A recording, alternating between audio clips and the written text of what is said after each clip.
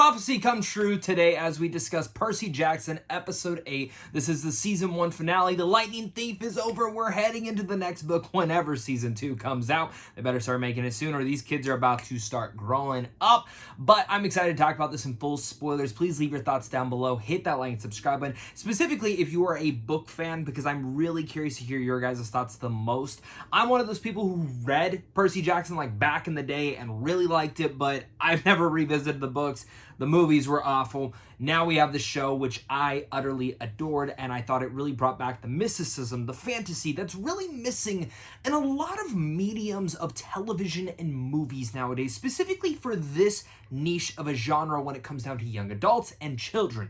We don't have a lot of series like this that just really much, if we do, they're dumbed down for a lot of those audience members, and I'm happy to see that we have a highly fantasized world that kids, families, adults can all come together and watch with one another.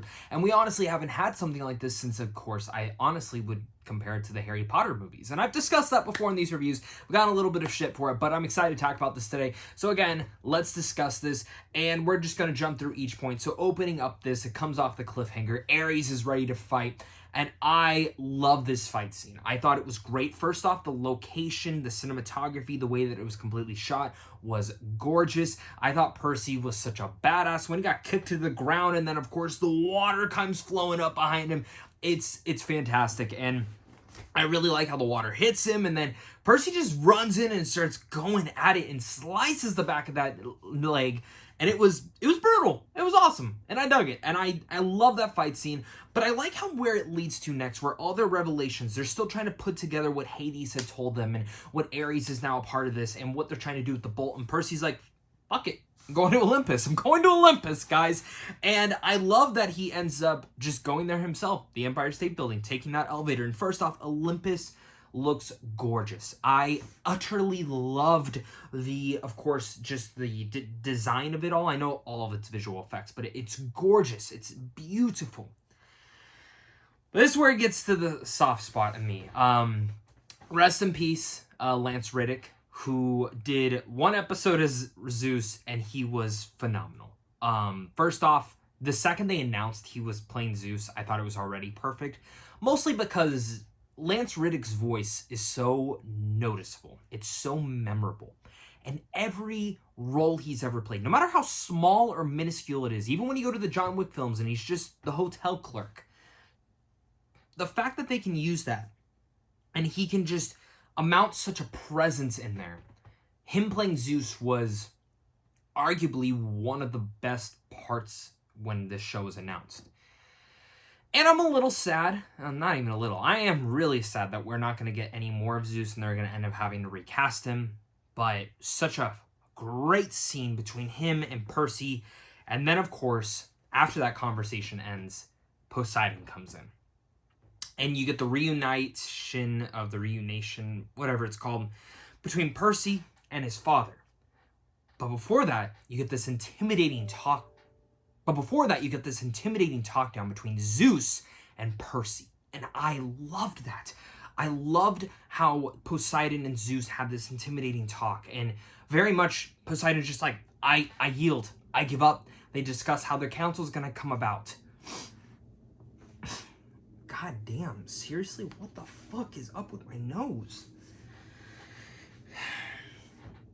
And that entire intimidating talk about Kronos and what's happening with Kronos and how he's coming after them was just fascinating.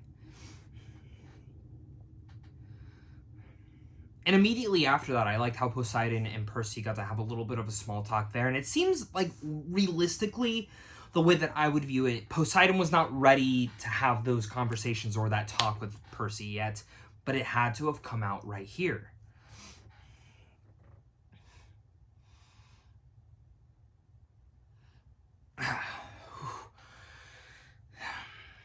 And this ends up, and after that wonderful conversation, Percy gets sent back to camp and he walks in and everybody's celebrating. It's a celebrating party. And Luke, who again, this is such great editing. I thought the storytelling here was great. How the episode started and you get a little bit of a past thing with Luke and Percy fake fighting, very much just training. And you think oh, this is going to teach him for Ares. But it's not. It actually goes to that conversation when they're walking through the woods, and Percy puts two and two together that Luke has been working for Kronos this entire time. And that betrayal, that essence, everything of there, just strikes still as strong as it did in the book. And that Luke is the true betrayer. And realistically, he's not there to screw anyone over. He's there to recruit, as he says. And it leads into a fantastic fight between him and Luke, who, I'll say this, I wish they developed Luke just a little bit more this season. I think for people who love the book, might get a little bit more nuance from there. But I think the TV show, I think for people who are watching this for the first time, won't feel as gravitated towards this sequence. So, as a perspective on that, I definitely think Luke needed a little bit more. But still, that fight's great. Annabeth shows up, and it just goes down, and he ends up escaping and running away. And then he says goodbye. He's off on his own. And I love that final sequence between Grover, Annabeth, and Percy, as they're saying, no matter what happens, we'll all meet back up here. And again, it feels like that good sayonara. Goodbye until next year. Goodbye until the next season. And then he heads home, and his mom's there. But it ends up being a dream, and it's Kronos talking to him once again. And anytime he shows up to talk in his dreams, I've always thought it was one of the most creepy, atmospheric-filled aspects. And it's one of the most gorgeous things I think Percy Jackson Season 1 has really been able to tell in terms of cinematography and design, whether it's production or visual effects. It's always great. But then he wakes up, and his mom's actually there. And I'll say this, and I'm going to talk about a little bit of my cons for the entire season overall. Feels a little bit was missed coming from one place to another to him waking up there. And I like that conversation with his mom, but I just feel like I'm missing something. And I don't necessarily remember everything from the book there. And I think for some people it might be a little bit confusing because it's like, oh, his mom, isn't she still in the underworld? Is she not? And all that shit. Whatever. I'll take it as what it is. I need the next season right now. And I like how it all ended. I like how it left off them leaving Percy's final words, and it feels like I'm just ready for a season 2. I really hope they don't take too long making season 2. I hope they've already kind of started like on the scripts. I know the strikes maybe push certain things back, but this show was just absolutely wonderful. And as a whole, I'm going to give the entire show a 9 out of 10. If you didn't stay for the after credit scene, I thought it was funny that the asshole boyfriend ended up opening the box and getting Medusa's head and frozen. That was funny. But my only issue as a whole on this entire season, when I look back at everything, I do feel this show should have really strived for 50-minute episodes, 50 to 60-minute episodes per episode. And I understand the books maybe don't finite to that, but I feel like there was always room to add character development, room to have the characters talking a little bit more, having a little bit more banter, building that chemistry, specifically with characters like Luke, maybe even his mother, even some of the other gods. I feel like this is stuff, and as an introduction as a whole to Percy Jackson, this is an excellent first season.